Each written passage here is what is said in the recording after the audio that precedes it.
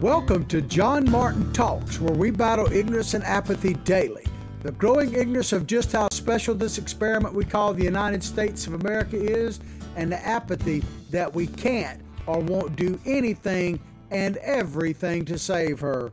Well, ladies and gentlemen, we got a great show for you today. We're going to start out with a Second Amendment issue, a states' right issue, and how certain states are starting to come around to the idea that they're going to have to stand up to the federal government, Joe Biden's administration. And we're going to focus on a bill coming out of Idaho, but there are multiple other states that are passing similar bills, and we'll kind of expand on that in just a moment. But before we go any further, and I got a second thing I want to tell you about, and that is fiscal conservatism. And I am very sad to report this, but fiscal conservatism seems to be on life support. It is fading fast. And I'll make a case to you that if it's going to happen at all, then it's going to be up to us. We can't wait on these politicians to do it, because we are, as a nation, addicted to free money. And I'll get into that. But before we go any further, I always have to talk about our sponsors, because without our sponsors and without you, the viewers, we don't have a show, and I realize that it goes hand in hand. So the first sponsor I like to talk about every day is our primary one, Big Daddy Unlimited, otherwise known as BDU, your Second Amendment headquarters. Now, to find any of our sponsors, look above the show. No matter when or where you're watching the video, you will see a description of the show, but you'll see links to our various sponsors and other information from time to time up there. But Big Daddy Unlimited, they're your Second Amendment headquarters, because not only do you get factory direct pricing on guns and ammunition, yes, guns and ammunition delivered directly to your door, but over 100,000 other items that are related, from survival gear, tactical gear, even swag that's related to Second Amendment. Check it out. Big Daddy Unlimited. And they're your Second Amendment headquarters, because they literally are defending your Second Amendment on a daily basis. Then we have Patriotthreads.org Apparel with a Purpose. They are a total fulfillment center. Couple of important things to remember about them. Patriotthreads.org. Remember JMT, the initials of our show, for 20% off. But they produce high quality t-shirts that have a patriotic theme, and even sports shirts. They'll pretty much do what you want them to do, but they will help you with the charity events, selling shirts, and getting the money to where you want to be. Patriotthreads.org. Recoil TV. Recoil TV, we've partnered up with them, and they have a YouTube channel. Of course, we have our own YouTube channel. It's John Martin Talks, spell it all the way out. And our show is archived on Recoil TV on a daily basis. We have sort of what they call a channel within a channel. They are a tremendous asset, especially if you're interested in the Second Amendment, because they produce high quality videos that demonstrate and talk about the latest products, Second Amendment related guns, ammunition, issues, all these kind of things. You can find it at Recoil TV. All right, let's get into the show here. This is a Washington Examiner piece. Idaho bill to prohibit enforcement of Biden's gun orders nears approval. So what this is about, ladies and gentlemen, is Joe Biden and the progressive Democrats. It's probably really Obama. I'm becoming more and more convinced that Joe Biden is just a figurehead for the third Obama presidency. Because I can tell you this, and we're going to see it even more, I think, Wednesday night. Let me get on this little rant, and I'll get into the article. You know, Wednesday night, Joe Biden is supposed to address a joint session of Congress. That's what they call it. It's essentially, I guess, a State of the Union. Now, we'll see how he does. I mean, he's very good at a canned speech. He's like programmed. But Joe Biden is not the president of the United States. No way, shape, or form. Now, understand me, Mr. Algorithm, before you go banning me and all that. I'm not talking about the F word. We don't say the F word on this show. We call it mod. So I'm not saying there was any voter mod. I'm not saying that Joe Biden is even not legitimate, although we could certainly question that. I do think that Joe Biden, the man, is not capable of actually being president, the one that we have right now. This version of Joe Biden simply is not capable of being president. I believe he is simply a figurehead. Now, some people believe it's Kamala Harris that's running the show. I can make a case, and we won't go into it too detail right now, although I've talked about it consistently on this show. I believe that Obama is running the show through his minions there. And I mean, that's just my theory. And Joe Biden is just not capable physically. I know he's occupying the office. Don't misunderstand me. I'm not saying that Joe Biden isn't the 46th president of the United States. I'm simply saying that man is not capable. But anyway, so they're pushing this gun control issues. Hang on 1 minute. I made a little mistake there. The dangers of live TV, no big deal. But Idaho bill to prohibit enforcement. So I want to play talk about Joe Biden. I want to play this very short clip.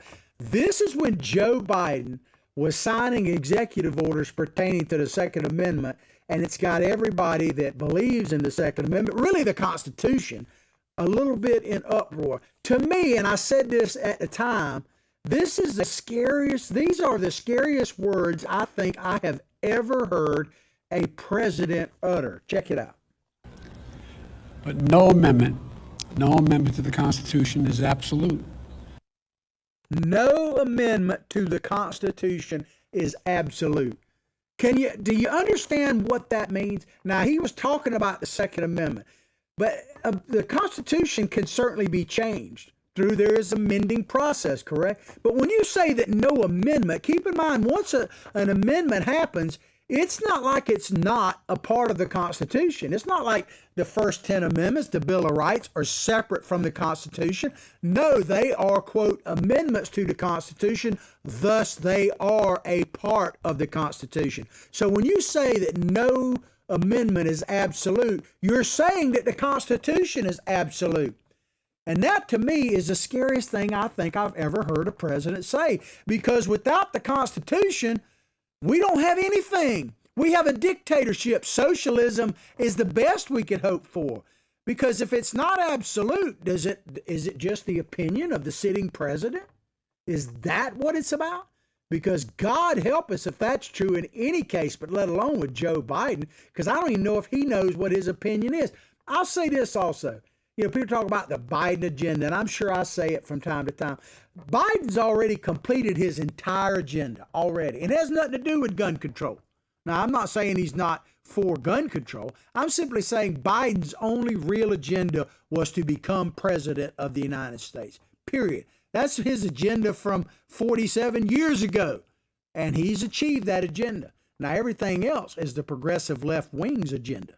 And I've told you before, my only political goal, ladies and gentlemen, my only political goal is to stop the progressive takeover of this nation. And I judge you, it may not be fair, but I judge you whether you're running for dog catcher, outhouse to White House, Park Avenue to Park Bench. I'm going to judge you based on that right there. Is voting for you helping me reach my goal to stop the progressive agenda from local elections all the way to president? That's the way I see it, because to me, that they talk about existential threats. The threat to this nation is people like Joe Biden that can look you in the eye and say that that amendments, no amendment is absolute, which means the Constitution is not absolute. And the mainstream media hardly even, I haven't even heard people on Fox News really talk about that, let alone anywhere else. You're going to have to hear that kind of stuff from John Martin Talks and shows like ours. And that's why you got to support our sponsors. You got to share this show far and wide. And I've been saying this for the last couple of days now. If, for instance, you have a young person, a grandson, a teenager, or even a millennial, and they don't really get what I'm saying, and you're trying to explain it to them, why not just make an agreement with them? Give them a homework assignment. Say you got to watch like 3 or 4, maybe a week's worth of our shows. And then if you don't want to watch it anymore, so be it. But that would go a long way to educating people, I do believe. But a committee in GOP-controlled Idaho House of Representatives approved a Senate-passed measure. So the Senate in Idaho has already passed this, and it's out of committee and about to go to the House floor in Idaho, which it will surely pass. And they have a Republican governor that I think is pretty certain to sign it. A committee in the GOP-controlled Idaho House of Representatives approved a Senate-passed measure that would prevent government entities in the state from enforcing new Biden administration executive orders that regulate gun ownership. Well, let me tell you, hallelujah. One of the things I've been telling you is it's all about the states now. The states need to form alliances and help each other. This map, right, to me is one of the most interesting maps you'll see. That map, ladies and gentlemen, is basically a county-wide map of the United States of America. The blue areas are where Biden and the Democrats won. The gray areas are where Trump won. Now, the population centers obviously are in those blue areas. Do you know that Donald Trump, they talk about, oh, he lost this, he lost that, Biden got the most votes in history. True or not, is certainly got the most ballots in history. But when it really comes down to it, do you realize this? Because of the Electoral College, which is why the Democrats want to do away with it, by the way. But if you accept the results as they actually are, if you just accept it, don't worry about mod or stopping the something that rhymes with squeal, that kind of thing. If you accept those results, and I'm not saying you have to, but just for the sake of this conversation, the reality is that Donald Trump only lost by like 42,000 votes in 3 or 4 states combined. If he'd have gotten a little bit more in here and there around the edges, he would have still won in spite of maud and squealing. So, we need to understand that. But the states need to support each other in this endeavor. They need to, if you're a state like Texas, which is passing some gun sanctuary rules, and other states, then they need to support Idaho and vice versa. Vice versa, as they say, vice versa. Crazy words there. The bill would make state government officials and entities responsible for a $1,000 civil penalty, I'm not sure that's enough, if they authorize the enforcement of any executive order, agency order, treaty, law, or rule or regulation of the United States government that violates the state's constitution. It's guarantee of the right to bear arms. And we're going to get into, Idaho actually has a very interesting provision in their state constitution directly related to the Second Amendment, and we'll get into it in just a minute. But I applaud what Idaho's doing. I applaud what states like Florida are doing in various issues, and Texas. I don't want to leave anybody out, but Georgia with their election reforms and stuff like that. I applaud all these states. All of these legislative things are going to probably wind up, especially Second Amendment, because before the Supreme Court, SCOTUS. As a side note, I don't know if you saw this, but yesterday the Supreme Court decided they would take up a Second Amendment issue from the state of New York.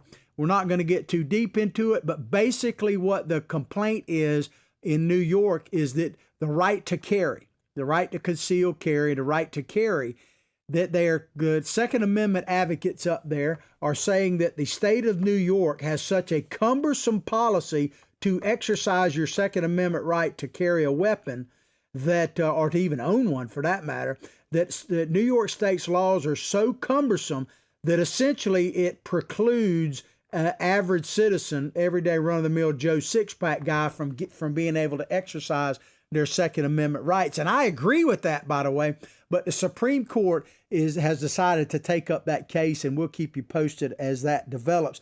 But all of this type of legislation is going to end up in front of the Supreme Court. And then, ladies and gentlemen, then we will know whether we still have a constitutional republic with a constitution at the heart of it or not.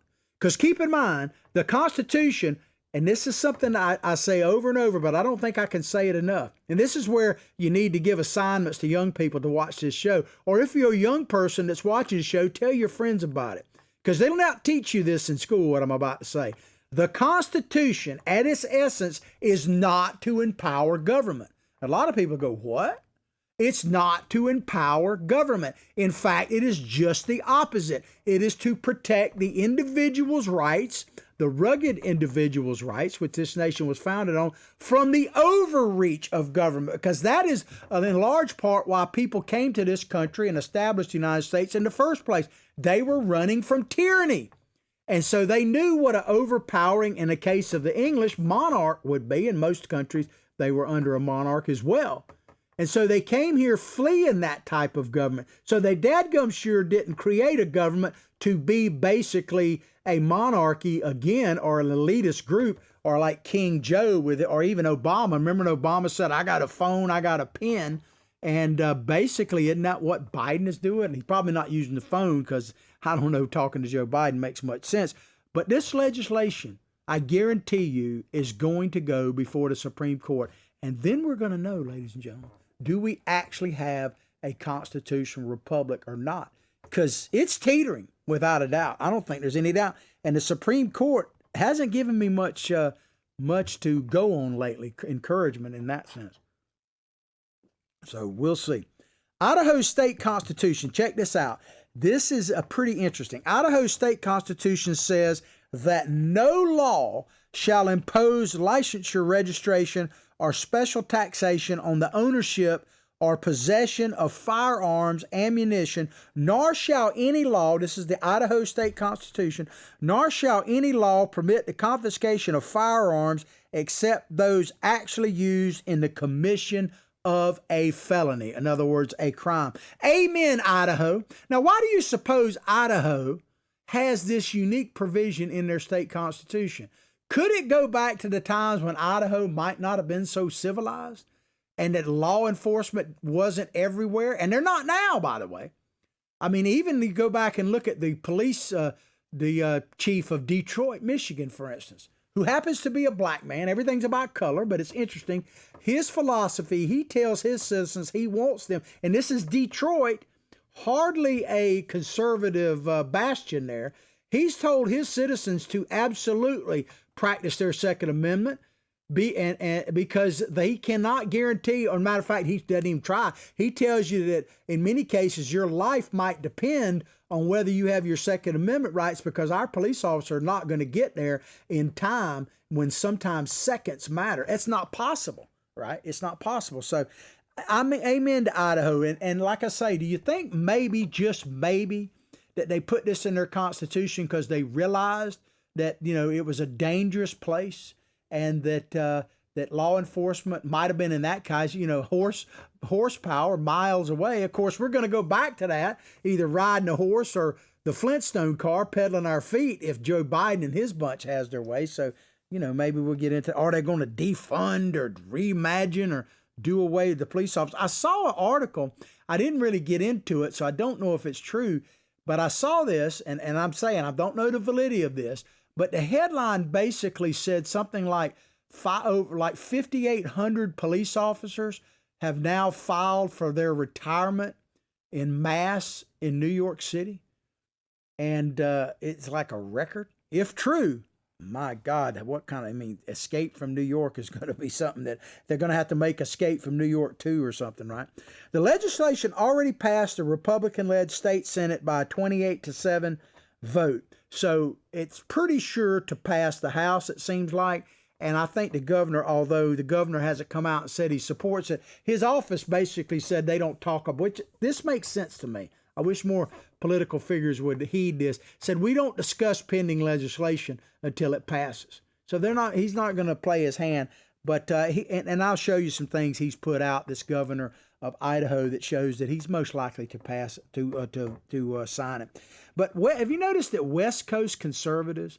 I don't know if you've seen this about Idaho. We actually did a story on it probably about a year ago.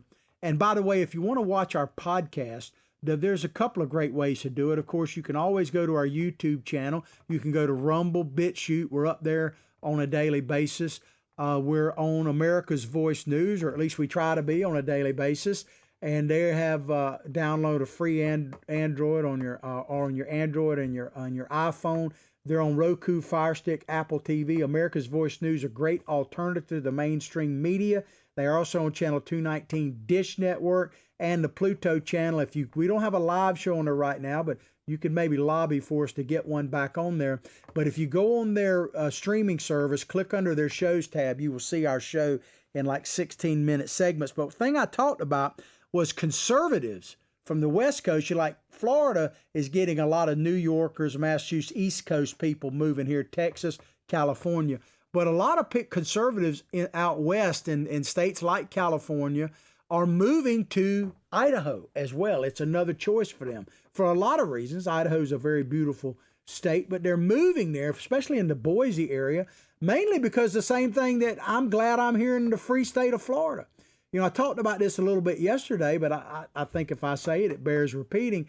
I'm really starting to appreciate the fact that not only of states' rights, and we'll talk about that more in a minute, but that like I said yesterday, I've kind of had an epiphany. I kind of always felt like this, but it's really coming more clear now that I'm American by birth, but Floridian, man, by the grace of God. I'm a native Floridian, multiple generations by the grace of God, and I am so grateful to be living in the free state of Florida. Come on down. I'm sure Idaho feels the same way. Come on in. Just don't bring whatever you're running from with you, because they might shoot it down. I'm just saying, if you come to Florida, if you go to Idaho, you go to Texas, you're fleeing one of these blue states, then don't bring your politics with you. Oh, a side note too, and it's very good news. The preliminary census data has come out, and states like Florida and Texas, I don't know about Idaho, but states like Florida and Texas, red states, are gaining congressional seats, and places like California and New York are going to lose congressional seats. That bodes well, assuming you don't bring your politics with you, for unless they're conservative, of course, for taking back the House in 2022. And I guarantee you, Nancy and her crew are pretty nervous about these census results. And when they come out officially, we'll talk about it some more. Back to this story. If signed into law by the Republican governor, the bill would be retroactive to January 20th, President Joe Biden's first day in office. Now, I'll probably get me in trouble for saying this, but I wish they could sign something that was retroactive back to November 3rd, and we could change the outcome of that. And there's investigations that show, I remind you again, I said this earlier in the show, but President Trump, forget the total number of votes, the Electoral College, he only lost by like 42,000 votes across 3 or 4 states. That's the difference. So we can, if we stop SB 1, that basically federalizing of elections, which they're going to be pushing hard, if we stop that and keep cleaning up the system like they're doing in Georgia and other places, we can win in 2022 and 2024. Republican Governor Brad Little, this is why I say I believe he will support it. Listen to what he tweeted when Joe Biden first announced all these gun control measures a week or so ago.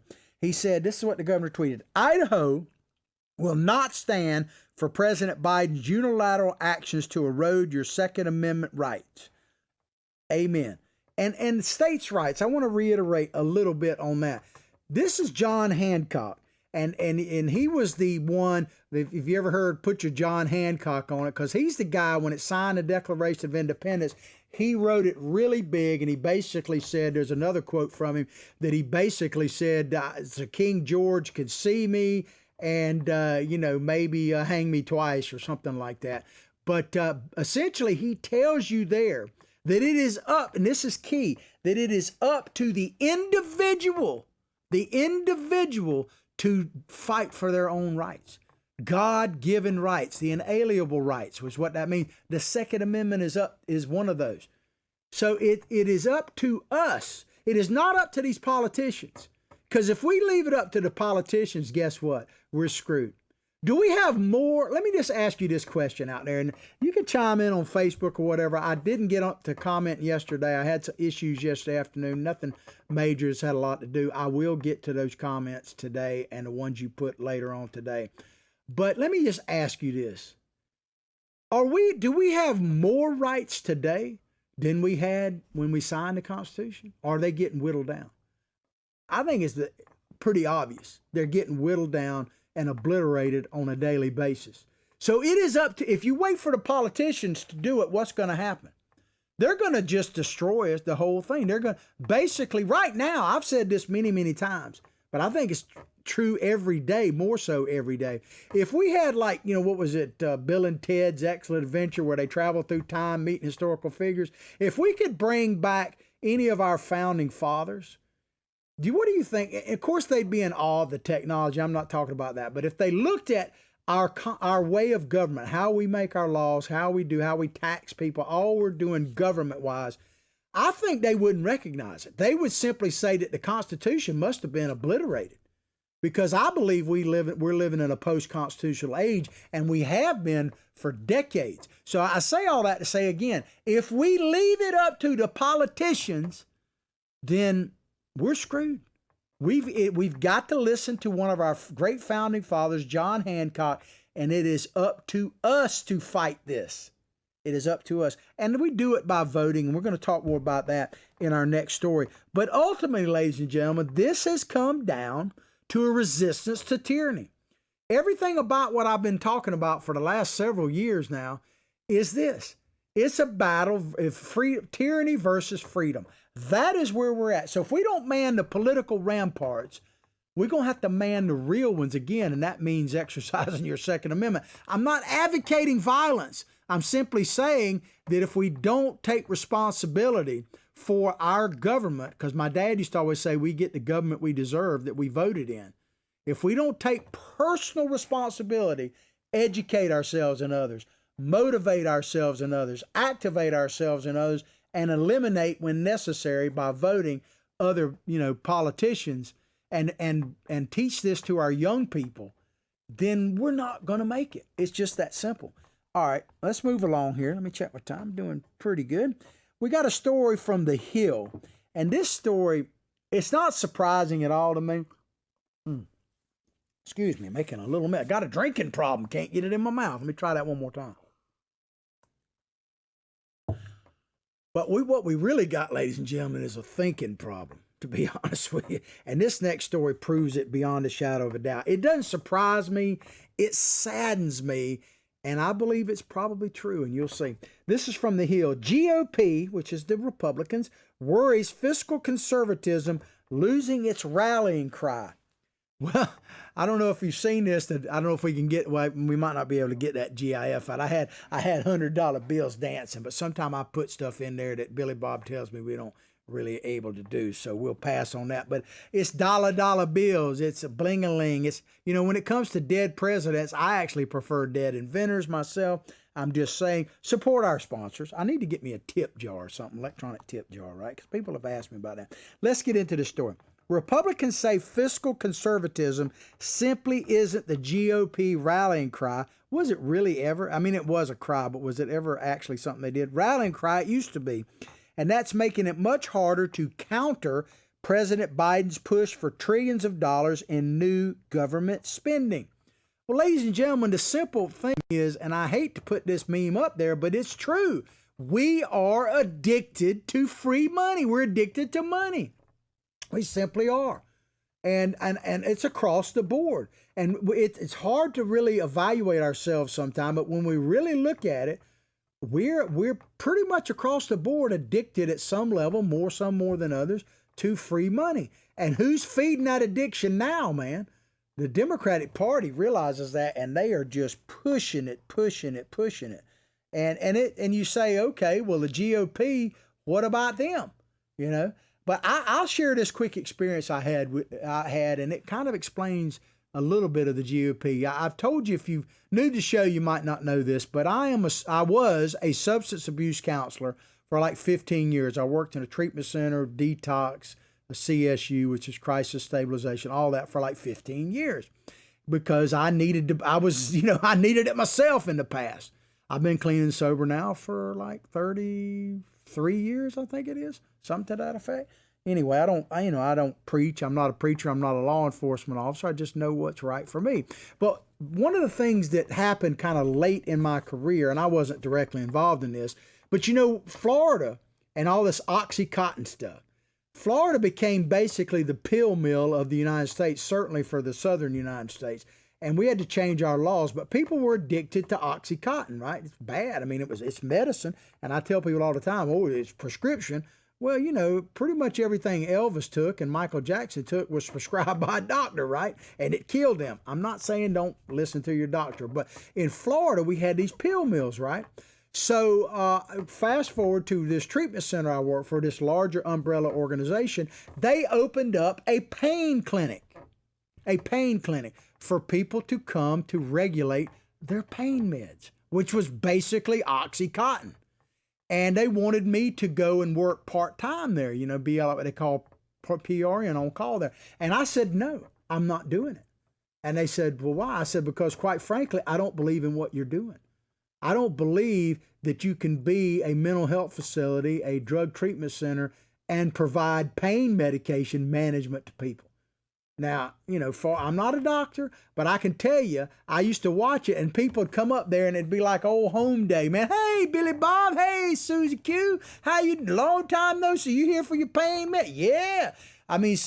Yeah, these people were trying to do good, but in my opinion, they were just facilitating drug addiction. So that kind of is what the GOP is doing with your money, with spending and increased spending and increased taxation for that matter, but certainly deficit spending. Because they say a good thing. They say, oh, we're here to help. We're trying to do this. But the reality is they're just facilitating your addiction. That's just the way I see it, man.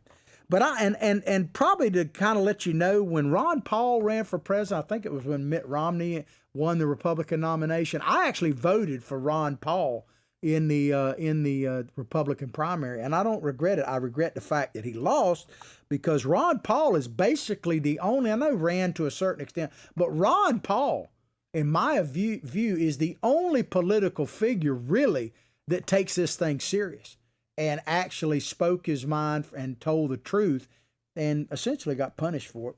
And sometimes people aren't ready for the truth. And back to this article, instead talking about the GOP now, instead culture war issues like immigration, religious freedom, Alphabet City rights, LGBTQ, I call it Alphabet City, big tech, and the Black Lives Matter movement are taking center stage in conservative politics. So in other words, what they're saying, instead of saying, oh, we're overspending the budget and deficit spending and all that kind of stuff, that balanced the budget amendment. When's the last time they talked about amending the Constitution with a balanced budget amendment? I can't remember. It's been a few decades, it seems like. But they're saying they've dropped that, the GOP, in favor of cultural war issues. And that might be smart politically. But the question I had when I started reading this is, should we move on from money issues? Really? I mean, should we? Now, obviously we shouldn't.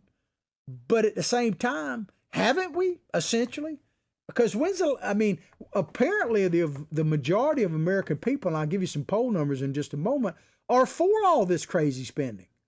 And so if you're a political figure and you're putting your finger to the wind and looking at poll numbers and you say, should I, push fiscal responsibility or should I push Black Lives Matter burning down our cities? Now, I think you should push both, but there's basically, here's something you may not know. And this is general political science. When you're running for office, you basically have three pieces of idea, train of thought. You can't do 20 of them because people aren't going to focus on more than three, and you need to figure out your top three and kind of keep your message on that. So if you're trying to do that, are politicians that want to get elected or reelected smart to make fiscal responsibility, politically speaking, I'm talking about, one of those three platforms? I don't know. I'm not sure they are, because people don't seem to be voting that way, and I'll get into the reason why and maybe solution in just a moment. The initial shift in Republican political priorities away from belt tightening coincided with the demise of the Tea Party, the dominant force in the 2010 midterm elections, and the rise of now former President Trump, who presided over $8 trillion increase in the national debt. So let me check. This brings up an interesting question. Is President Trump, should he be held accountable for deficit spending? Because he didn't cut the budget any. Now, I know the president doesn't normally set the budget, although Biden seems to be setting it with no problem, right? Should President Trump be held accountable for that? Yeah, I think so. That's the one area that I've been the most disappointed in the Trump presidency. Now, he talked a pretty good talk. Now, in reality, was he going to be able to do it with the hand he was dealt? Probably not. Was he smart to try to push other things that he thought he could actually do? Probably so. But I do think it's a fair criticism to say, hey, the Republicans talk about fiscal responsibility, but look what you did and what Trump did. Because President Trump even said, probably the only promise that he ever broke was when he said he wasn't going to sign any more of these bills. He did. He actually did after that, because we haven't had a true budget in a long, long time. A balanced budget, and we haven't had a spending cut, a cut in the budget. Let me rephrase that because it's important. We haven't had a spending cut in our nation in, I don't know, man, it's got to be 20, 30 years, maybe longer. And you say, well, what about the GOP? Some of them would say, oh, we cut the budget, this, that, the other. No, you didn't. No, you didn't. Because if you understand it, let's simplify this. If you have a household budget or a business budget, let's say for simple math, you have $100,000 budget last year. You made $100,000 and you budgeted accordingly. Most people don't even do that, but if you should, let's just say for simplicity, you did. And this year, because the business is booming a bit, you're going to make projection of $110,000. So you say, okay, well, our budget now is going to be $110,000.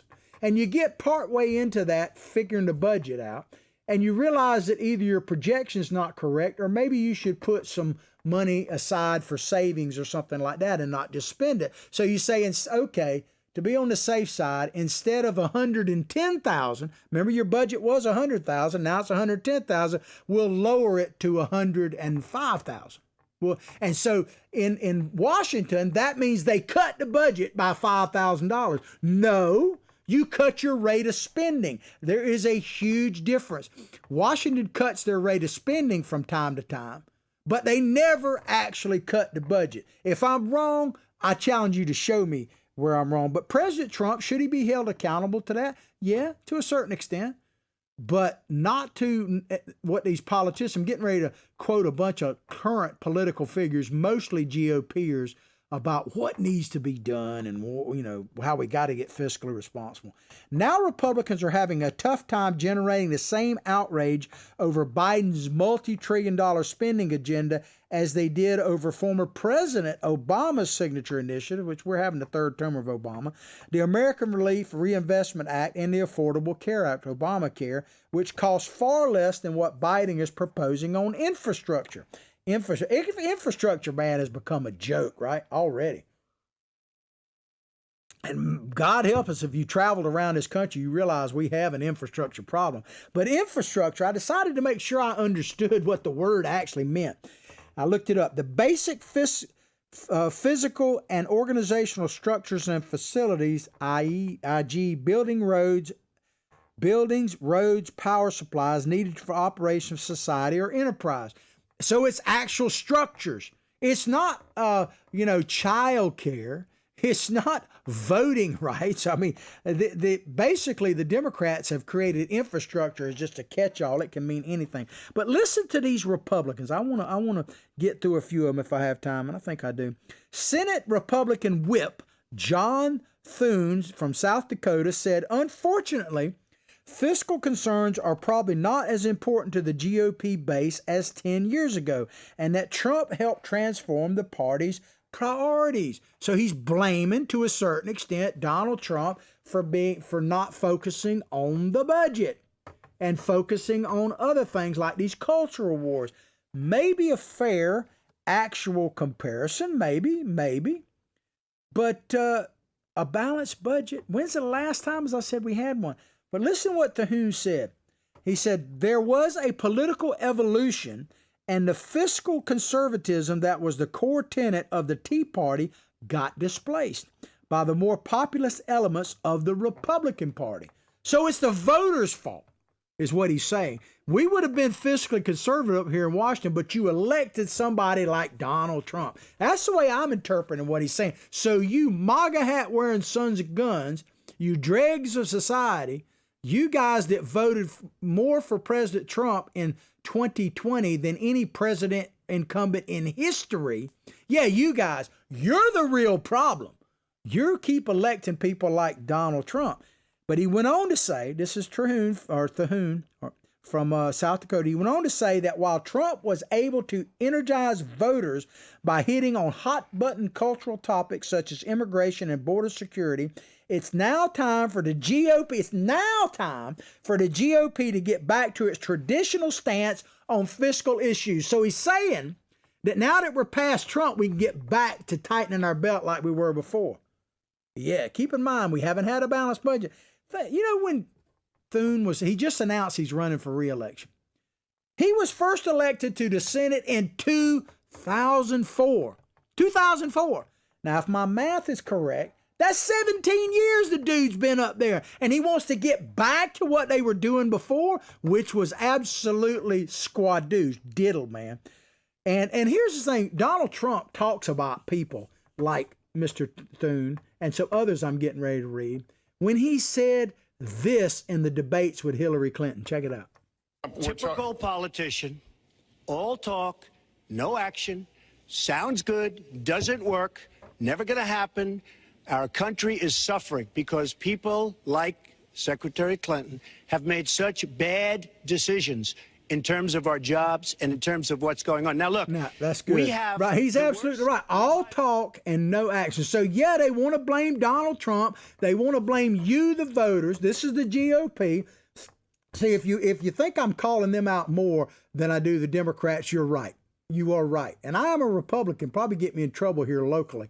But I'm just going to call it like I see it. The Democrats, it's a waste of breath to call them out. And I do it all the time. I point out what they're doing because I'm trying to educate you, motivate you, activate you, and eliminate some of these people. But I'll just say it right off the bat. Every one of the Republicans in currently holding elected office, because keep in mind my goal is to stop the progressive takeover of this country, every one of them needs to go. Period. There ain't a one of them that to me has remotely close to fiscal conservative, let alone all these other issues. But the GOP has spouted their mouth off for years and done nothing. So I'm much harsher on them, and because my expectation, I actually have an expectation of the Republican Party. I have very little for the Democrats other than to, continue to destroy us. But listen to what Thune said here. He said, "I'm frankly very concerned about the level of spending and debt, and I think Republicans have got to be the adults in the room and exercise the fiscal responsibility that seems to have been absent, lacking the last several years." So just the Trump administration. Did I tell you that this dude first got elected in 2004? He's running for re-election. He's already been there for 17 years, but it's Trump's fault. This is Republicans saying this. Oh, my God. And then they want to quote Senator Lisa Murkowski, Republican, well, I'm not even going to read that.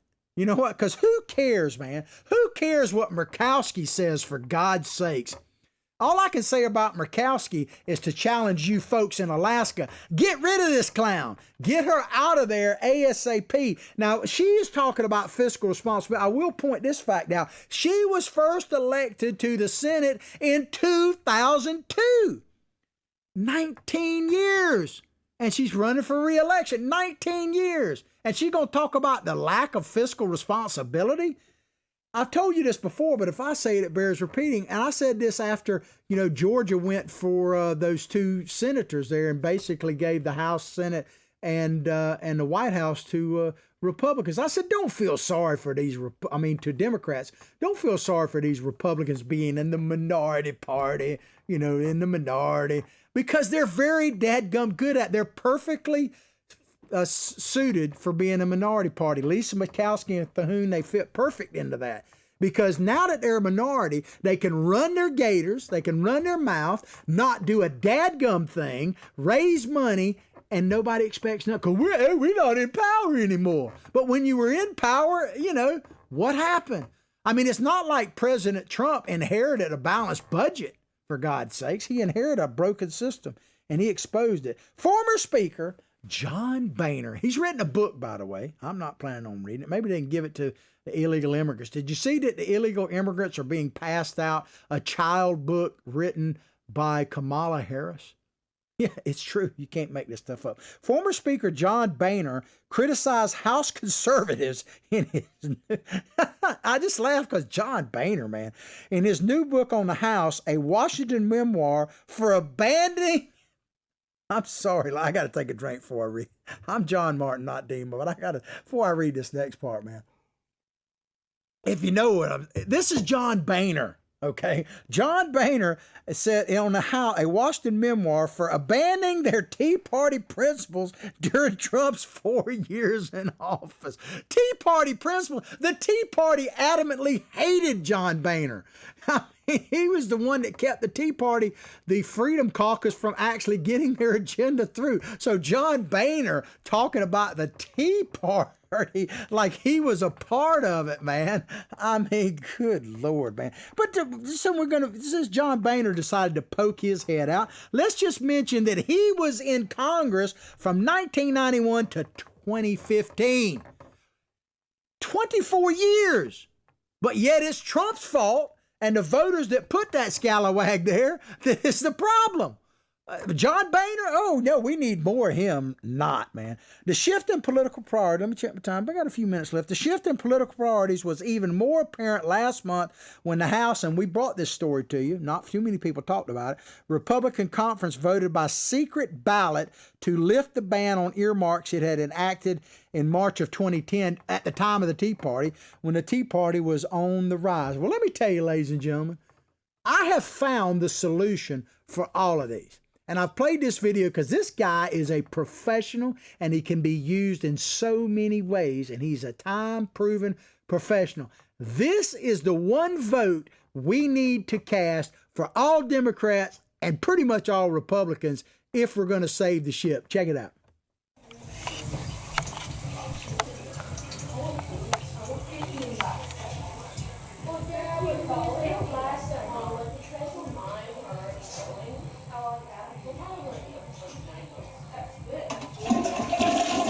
I mean, could you be more specific than that? You're looking at Congress and going, I'm trying to find, kind of like Sodom and Gomorrah, I'm trying to find one honest man here, you know. Oh, what the hell with it. Pachoosh. I mean, isn't that what we wish we could do? If you could cast one vote, and it would be to just flush every dadgum person, including the lobbyists, out of Washington, wouldn't you cast that vote tomorrow? I think even progressives would probably cast that vote. Maybe not, man. But we got to educate, motivate, activate, and eliminate people. We got to educate our people because we got to get back to our founding principles. Thomas Jefferson said it clear. You can't be both ignorant and free. You want what never was and never will be. That's why I do this. But Senate Minority Leader Mitch McConnell, old turtlehead himself, this is what he said. Listen to this, man. He said, this is the one thing to run up the national debt when you have a 100-year pandemic, but just to keep routinely, this is Mitch McConnell, adding trillions of dollars to the national debt, I think it is ill-advised for the future of the country. This dude was elected in 1985. That's, by my math, that's 36 years. My God, man, it is absolutely insane. And I'll read you this last part and we will call it quits. We'll just show this picture of Mr. Murphy. Listen to what Chris Murphy, the Democrat from Connecticut, said. Chris Murphy said the fact that GOP senators are now spending serious time putting serious proposals is a good sign, praising their $558 billion, which never had a chance, infrastructure offer as meaningful. Ladies and gentlemen, do your research on this, but let me just tell you this, and we'll end the show. When this guy right here, Senator Murphy, is praising you for fiscal responsibility, you are in deep, deep trouble, and we are. So I don't know if we're doomed or not, but I tell you, our republic is teetering on so many ways, and ultimately, it is going to be up to us to fix it. We can't wait on these people who've been there forever to actually do it. I wish we could flush them. I hope you've enjoyed the show today as much as I've enjoyed bringing it to you. Please go directly to all of our social media sites, like them, share them far and wide. Remember our sponsors, the links above the video, no matter when or where you're watching it. I'll pray for your family. You pray for mine. God, we got to pray for our beloved nation because she needs it more now than ever and certainly deserves it. But above all else, like I say each and every day, from my heart, from my family to yours, have a blessed day.